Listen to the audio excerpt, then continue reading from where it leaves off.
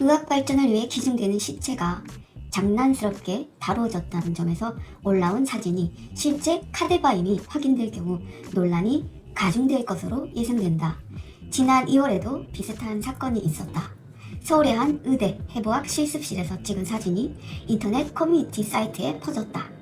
수술용 가운을 입은 의사 5명이 카데바 앞에서 나란히 찍은 기념사진이었다. 이들 앞에는 시신의 발이 노출돼 있었다. 일부는 팔짱을 끼기도 했다.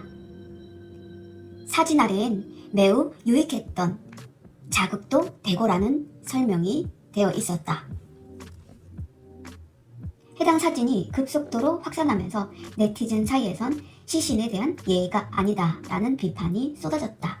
적출한 인체 부분 갖고 장난스럽게 표정까지 짓는 의료 보건계 학생들의 사진을 우연히 접한 네티즌들은 상당한 충격과 함께 누군가에겐 소중한 사람이었을 텐데 이건 아니다 라는 반응을 보이고 있다. 지난 8월 31일엔 의학발전과 연구를 위해 기부된 시신에 대한 예의를 지키지 않는 사람에 대한 처벌을 강화를 위해 개정안이 통과됐다. 시체 관리, 예의에 대한 의무를 위반할 경우 과태료 상한선이 기존엔 최대 50만원이었지만 500만원까지 10배 늘었다.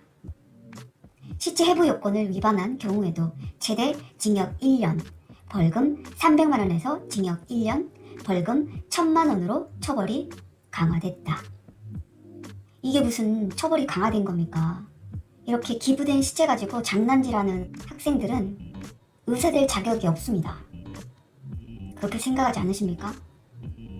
정민이 사건이 일어났을 사건 초기 때 나왔던 말들을 조용히 한번 되새기면서 생각해보기 시작했습니다.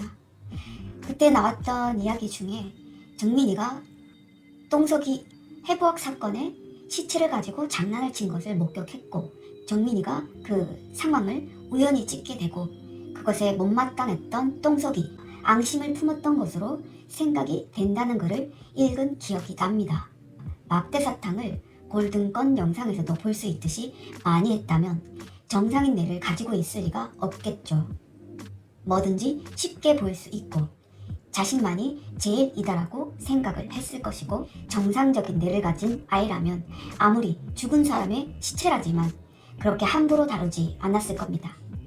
여러분은 절대 막대사탕을 상습적으로 하는 아이들의 뇌를 정상인으로 보시면 안 됩니다. 인성은 바닥을 칠 것이며 특히나 태생이 자기 중심적이라면 더더욱 사이코패스적인 성향이 강해졌을 것이라고 봅니다.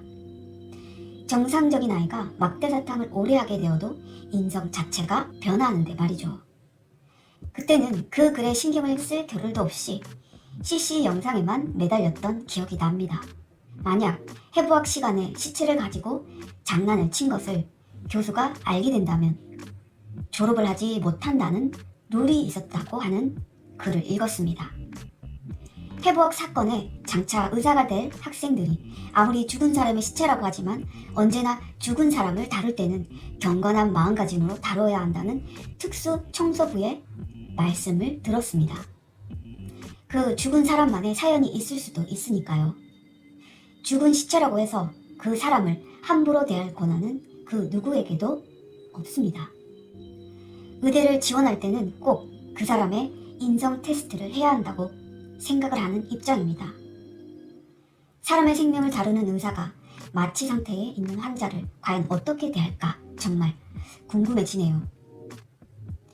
정말 세상에 순진한 아이들이 이런 나쁜 친구들 때문에 안타까운 죽음을 맞이한다면 이 세상은 정말 누구를 믿고 살아야 한단 말입니까? 모든 사건에 대하여 철저한 수사만이 다시는 이런 일이 반복되지 않을 거라고 생각을 합니다. 친구를 불러내 죽음에 이르게 하고 8시간이 블랙아웃이라고 주장하는 사람이 없도록 말이죠. 블랙아웃을 주장하고 심신미약을 주장하는 사람이 없도록 이런 것들을 철저히 배제하고 죄를 물어야 할 것입니다. 우리의 사랑하는 자식들이 정민이일 수 있다는 생각을 꼭 하시기를 바랍니다. 정민이 사건을 통하여 우리는 많은 것을 알게 되었습니다. 오랫동안 자행해온 불성실한 경찰들의 게으름과 그리고 부패. 한 소중한 생명은 그냥 그렇게 자살로 처리되고 있었습니다.